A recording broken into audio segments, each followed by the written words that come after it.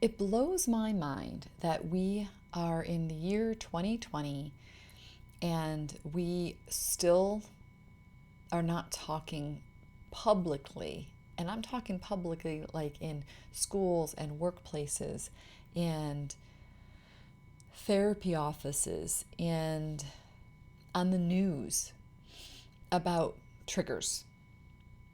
It blows my mind. I cannot believe we are not talking about our nervous system and triggers much more publicly and openly. It's crazy. So, my name is Deb Blum, and this is the Inside Out Activism Show. Thanks for being here today. So, I think it's a time that we normalize triggers. It's just crazy to me. Honestly, I'm like awestruck over that we talk about all kinds of other things, but we're not talking about triggers, which are one of the sources of so much pain and suffering and self-criticism and harm in the world and harm. And there is a way out. There's a way out. We don't have to suffer alone. You know, it's like there's a way that we have stigmatized triggers. Particularly, we've stigmatized the fight trigger. Now, the way that I understand triggers, when I used to be a student of this, when I was earlier learning about it, I only heard about the fight, which is when you get triggered and you act out, you lash out at somebody. Flight, when you run away, or even just energetically, like emotionally, kind of just vacate. And there's freeze, which is where you're kind of frozen. You just can't do anything, and you're just sort of stuck there. And then I'd heard one about fawn, or no, it was faint, and that was really literally kind of like fainting. And I don't hear of that one very much anymore. But I've since then heard of things like fawn, and fawn is people pleasing, and flock, which is flocking to a crowd. It's sort of like feeling like you belong, getting that connection. And it could be on a small scale, like flocking to friends or family, or it could be flocking as in wanting to belong to like a political group or a religious group where it provides you safety, and when something happens, you just run there and you kind of double down on it. And okay, so let's talk about triggers. So what's a trigger? A trigger is I'm going to tell you what the trigger looks like on the outside. So the trigger on the outside is something happens. It looks like somebody does something or some circumstance happens, and inside of us, we get this welling up of fear and these hormones and I guess just hormones like coursing through your body, and they change your biology for a little bit. It activates the sympathetic nervous system, and we get this activation that is from our survival brain, the survival part of our brain. And basically what happens is we get into this place where we want to protect ourselves in some way, shape, or form, whether it's leaving, whether it's freezing. So think about an animal. So if you think about an animal could be in a situation where it's being stalked by another animal that is a predator. It is the prey. And if it can run away, it will run away and get out of there. If it gets put into a situation where that the bigger animal is going to probably actually come and get them, they then freeze sometimes. So they appear, it's kind of like playing dead. They freeze, or they may try to fight. And it's not something that's typically happening with a lot of conscious awareness, right? So the animal is doing this out of its instinct. It's coming from its instinctual centers of the brain, and it just does what it needs to do in order to increase the chances of its survival. Well, that's what happens to us, and that's why I want to normalize it, because it's actually a really normal, really healthy function of our brain. It's actually amazingly helpful function of our brain. But it happens to be the least evolved and least mature part of our brain. It's the part of our brain that's been around, that it is literally the reason why you are alive. right now. It's the reason why we as a species are alive, is because we have a really well-honed survival part of us. All animals have a survival part of us that keeps us alive, right? Maybe it's all mammals.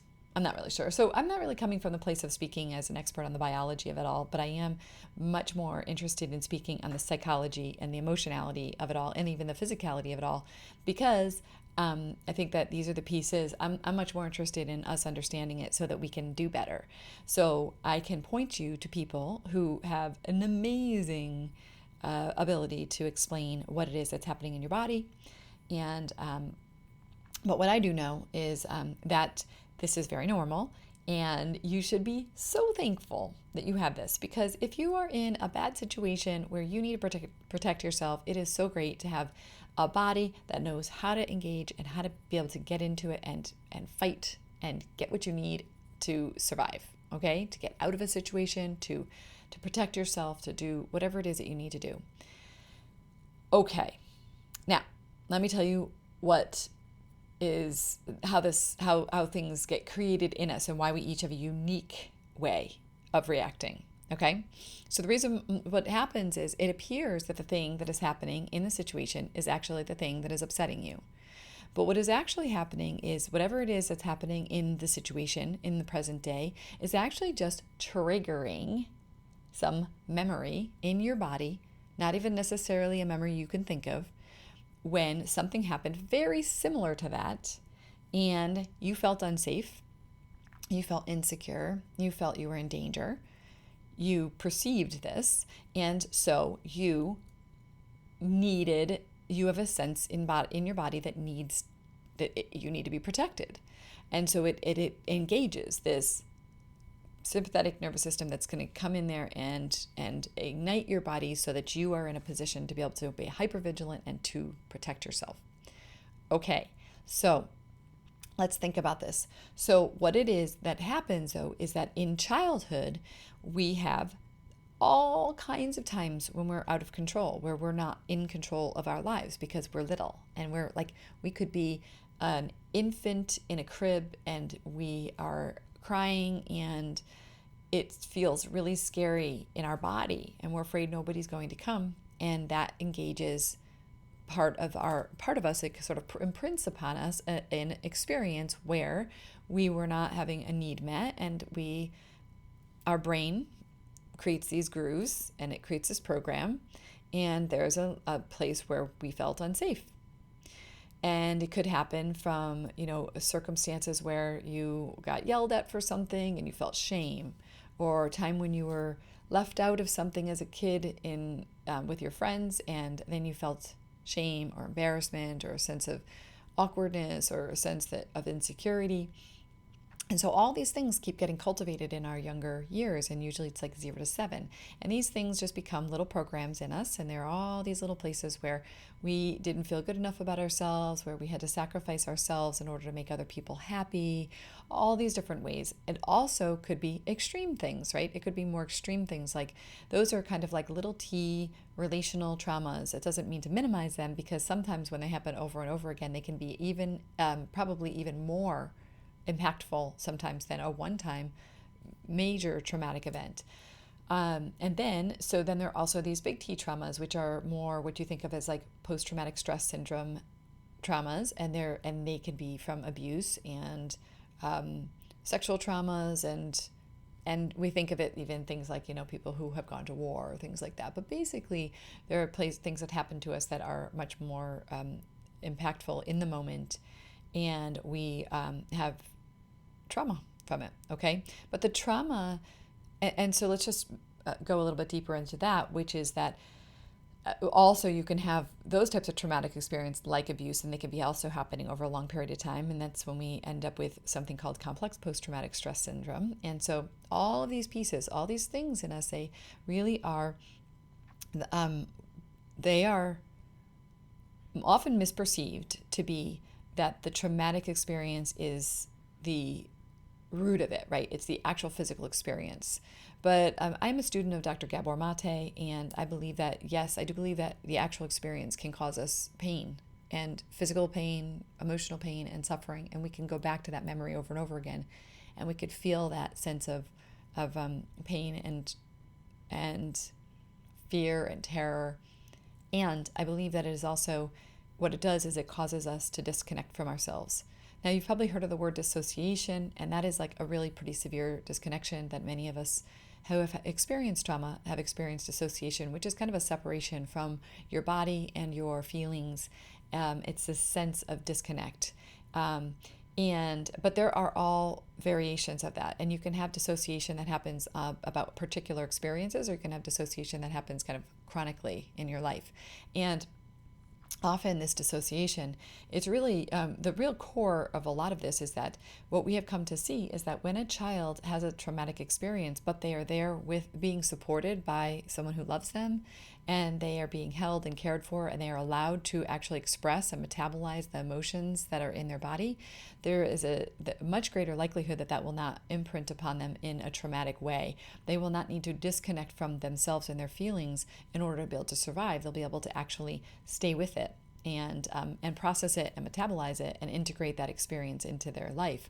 But so often what happens in traumatic experiences and even relational traumas is that we are feeling like we're alone in it, and we are somewhat abandoned in it. And I say that it can even just be like literally just a moment in time where something happens where we don't feel like we're supported, say by our parents, or we're being like yelled at by our parents, and we're feeling totally alone, that no one is there, nobody understands us, and we're just alone, and we must be bad. So that's kind of what happens is that in a child, what happens is the child interprets that as there must be something wrong with me, because if there wasn't anything wrong with me, they wouldn't be doing this. And the fact that my parents kind of removed their love from me for that moment means that I'm bad, or I'm not good enough. And so these things all imprint upon us. And then what happens is we become adults. And as we go through our adulthood, we also find more and more things that sort of corroborate that story that we have in our head, which is this perception that we're not good enough, we're not lovable, or that we are, that our friends don't include us, or that we aren't interesting, or that other people are more lovable than us, or all of these things that we've created and cultivated, and we then collect more over the years. We collect more and more, and then so what happens is then in present day, things happen, and we get triggered, and we believe that it is the present day experience that is actually causing the experience, but the experience within us, but is actually much more of a memory within our body that is being activated. And that's why it's a trigger. A trigger is kind of like it triggers it. It triggers the memory. And it doesn't have to be a mental memory. It can be a body memory, emotional memory. And when that happens, we can lose our you-know-what, right? And so we all have been there in some way, shape, or form. And that's why I want to normalize it, because I want people to start talking about it and start talking about that triggers are normal. This is part of a normal way of being. And there is another way to live. It doesn't require us to be succumbing to our triggers, because we, as human beings, have the very coolest thing, which is the cortex, the prefrontal cortex being this thinking part of our brain in the front of our brain. It's kind of like through here. So we have the emotional center, and we have the limbic and sort of the brain stem. And those are where we are in more of our reactivity. Our survival brain, the part of our brain that is the ego defense mechanism. So it's the ego defense mechanism that the ego's job is to keep us alive, or at least to keep itself alive. But I think it's to keep us alive. It's just kind of gone a little bit of like haywire over these, I don't know, decades. I mean, you know what it's like, right? I know what it's like. I can read an email and feel my fight response come up inside of me. I could feel all of it coming up and arising inside of me. And so I know that in that situation, I'm not in danger in that moment in time, and yet I can feel all of that fight. And that's how we know that things have gone a bit awry, because we're not really in a dangerous situation in that moment, but our brain has a story that tells us that we're in danger, and that we could be in danger, and that it's a little bit out of control. And so what what the mature brain does is it begins to have this engagement of the prefrontal cortex, which is able to hold the whole experience and be able to become more of a witness to what's happening, and to not let our ego defense mechanism jump into the front seat and start driving. And so the work in understanding and sort of managing our trigger, if you will, is to learn how to engage the prefrontal cortex, take the ego defense mechanism, this cute, sweet little ego defense mechanism that kind of terrorizes us in our lives in some ways. And we're going to take that and we actually are going to gently put him or her into the back seat, buckle him or her into the car seat, and tell this ego defense mechanism, thank you so much for protecting me. I so appreciate you. And there might be a time here and there where you do need to just jump up and grab the driver's wheel, but very, very rarely are you going to anymore, because I'm going to begin to assess the actual risk level, and I'm going to engage my prefrontal cortex, and we're going to come to see that many of the things that we are responding to, they're deep-seated pain that we want to navigate and understand and integrate and metabolize so that we aren't being so impacted by it every single day of our lives. So here's the thing. I'm going to give you a little warning that I'm going to talk about a gun. So I learned this from Dr. Gabor Mate, and I love this, which is that when you have a gun, if you have a gun and the gun has a trigger, right? A gun has a trigger.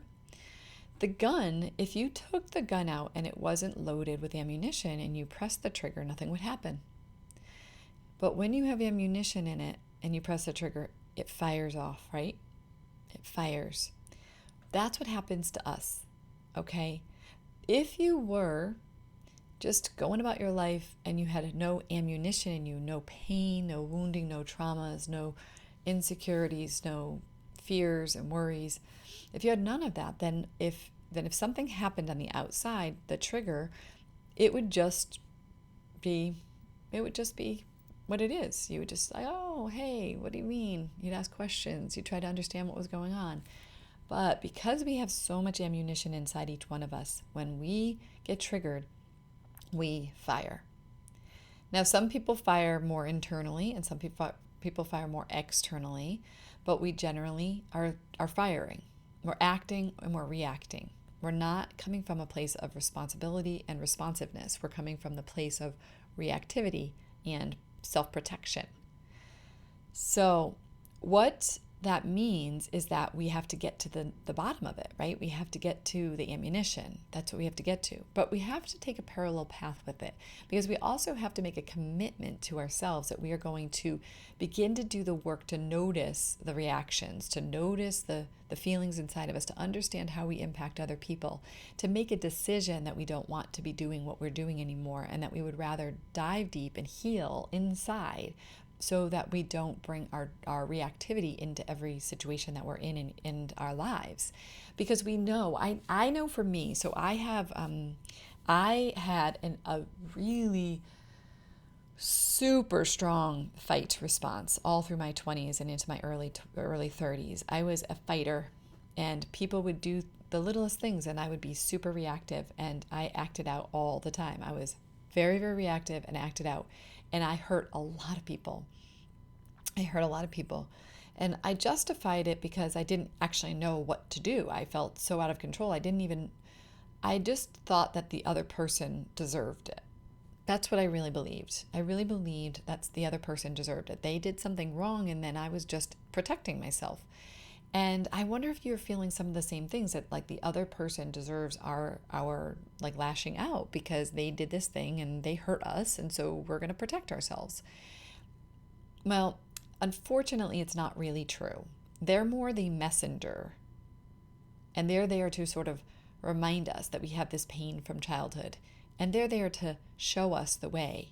They're like a trail marker to show us the way to something within us that is asking to be seen and heard and loved and metabolized and then integrated into us, so that it no longer has the charge. It no longer has all of that pain around it that causes us to feel like we have to do something right in that moment. I mean, any time that you feel urgency, that is something to look for. Anytime we feel urgency. And the ego is a massive trickster and will do all kinds of things to help you to think that you really are truly, you're really, really, this is the time. This is the time that you need to react. So I today wanted to record this video primarily just to help you to understand your triggers better, to invite you to consider the possibility that you are being triggered by something in the present day that is actually being activated, that is from the past, and that you have an opportunity to do something about it and to stop acting out in the way that you're acting out, to truly see that the person on the outside, listen, people may do things that aren't nice. They may do things that aren't feeling like they were respectful or kind, but that's separate. What we want to do is see with clear eyes. And so you always have a chance to go back and talk to that person and set a boundary, or to ask them to do something differently, or to ask them what they meant, or to just engage in dialogue on the situation. It's not that you become this person who just never stands up for yourself. It's just that you don't do it from the place of reactivity. You instead go back, you either journal or contemplate, go for a walk, talk to a friend, and you try to get to the bottom of what's going on. The phrase that we use in our house is the thing is never the thing. So the more reactive we are, the more we know that there's something else going on underneath. So the people who have a fight response, I want to tell you why you are at an advantage. So the fight response is really, really obvious. There's no arguing. You get it. You see that you have a fight response, and you see that you have kind of a problem, right? There's like, oh, I keep on doing this thing over and over again, and I cannot get a grip on my fight.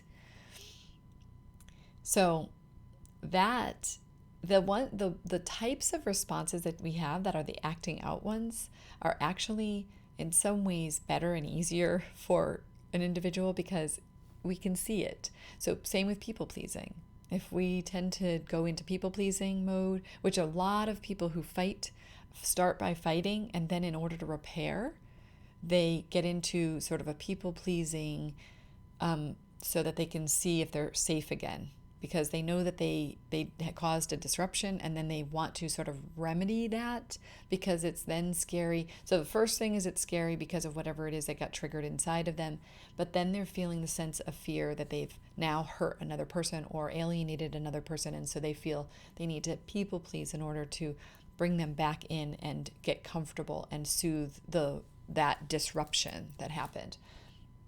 And so there's a way that those things are very obvious to us. You know, we can see them, maybe not in the moment, but we can see them afterwards.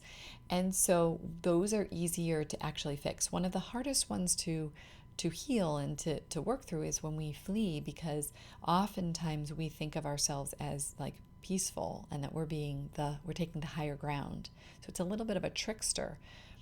But what it can do is keep us very separate from the people that we love. And so we have to watch for that one too. And that one comes up. We often have many of them. We usually have a go-to one, especially in certain circumstances. But most people who have a pretty, like a hairpin trigger in them, they often do end up using all of the different types of triggers at certain times. So I think it's just really important to start to explore this, to understand it better, and to be able to know that there is another way to be able to get through it, and to be able to live your life so that you are not so run by your survival brain, but instead you're run by the evolved part of your brain, right? Because I don't think any of us want to be out there hurting people. And this is part of the reason why I want to talk about this more, is because I think that it's really unfortunate, because I think a lot of the people who are causing harm to other people in the world right now, forever, but right now I'm speaking right now, they're triggered. And if they understood their triggers better, they would be able to actually do a lot of healing work. And when we heal from the inside out, we actually have the potential to change our families, our relationships, our friendships, our workplaces, our communities and societies, and the whole world. Because if each one of us started to take responsibility for that, whatever it is that's happening from the outside that causes us to feel triggered is actually the welling up and the awareness of old pain, of things that need to be looked at from the inside out and explored and healed. And so it's so beautiful because we all could take so much responsibility for our lives and really change. We could change things at a scale that I think seems almost like daunting when we try to do it from the outside in. But when we do it from the inside out, it sounds really doable. All right. I know that doesn't feel that way for you, because I know when I started to do this work, it never felt like it was doable. But what I mean by doable is that if we just each took responsibility, we can follow those breadcrumbs. The breadcrumbs are, every time we are triggered, literally the gift is almost like thank you to you, outside person, who showed me another part inside of me that wants to be seen and integrated, metabolized. The one final thing that I want to leave you with is this.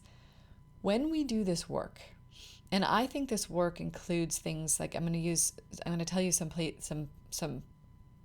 I guess modalities. I think somatic experiencing. You can listen to my video that's going to be coming out soon from Juna Mustad about somatic experiencing, doing shadow work, which you can listen to my conversation that's coming out, and it's with Tia Fagan about shadow work. We can be looking at the nervous system. I've referred to Irene Lyon. And some of the other pieces are reparenting. I'll talk in the future about reparenting, the importance of reparenting, meaning giving ourselves what it is that we didn't get when we were a child. Inner child work.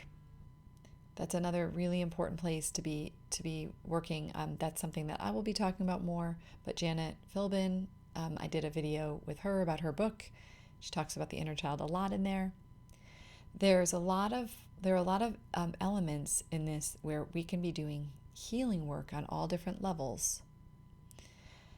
And I think I often summarize it as self-love or radical acceptance. And what I know is that the more that we accept ourselves, the more that we honor and acknowledge our needs, that we meet our own needs, and that we are able to maturely ask for other people, to ask them what we need, to be able to ask them instead of acting out. That doesn't mean they're always going to do it, but the more that we can actually speak out what it is that we need in a moment, the more that we can engage with ourselves, connect to ourselves, love ourselves, and provide ourselves with the care, the listening, the affection, the attention that we always have craved in our lives, we will begin to heal that hole in our soul. And when we can heal that hole in our soul, we literally will improve our lives drastically. So the reason why the invitation to do this work around your triggers is partially because you will improve your relationships, because people will not be as afraid of you. People will be more likely to trust you. They will begin to feel that they can bring things to you without worrying about what your reaction is going to be and what's going to happen to them in that situation. So it will drastically change your relationships, but it will also drastically change your relationship with yourself. You will begin to feel more connected to yourself. You'll be able to really feel more inner peace, more harmony, more of a sense that everything isn't a fire, that you can actually navigate relationships and navigate life without it being such a turbulent and drama-filled way of living. So I hope this is helpful for you. I hope understanding what triggers are and normalizing triggers is helpful to you. And I would love to hear more from you in the comments. Feel free to post what your experience is, what your thoughts are, whether you see yourself more typically as a fighter or a fleer, or do you freeze, or do you do some combination of all of them? Do you people please, which is fawning? Do you flock? Do you flock to basically make sure everybody knows that you're part of that group, and as part of what virtue signaling is. Virtue signaling is often like this flocking thing, which is making sure that you stay safe, that everybody knows you're part of that group. So don't attack me because I'm part of this group. That is actually part of what virtue signaling is. It is a trauma response, in my opinion. And it's kind of a little bit people pleasing, a little bit something else. So just important to notice these things. No judgments at all. We're all doing the best we can. We are all trying to figure out our way through life. But if we don't start normalizing triggers, we are going to have a very, very hard time moving through life, because triggers are part of being a human being. And until we understand them, bring them to our awareness, and then also support each other in finding our way through our triggers, and holding space for one another as we navigate things, and not taking things so personally, because the thing is that we take things so personally when often it's not meant to be personal. It's the other person who's dealing with their own triggers. It's so crazy. Humans are so cute. Anyway, if you enjoyed this, please click the like button. Please share with other people. And as always, if you want to hear more of these videos, please click subscribe. And then to be notified, you can click the little bell. Thanks so much.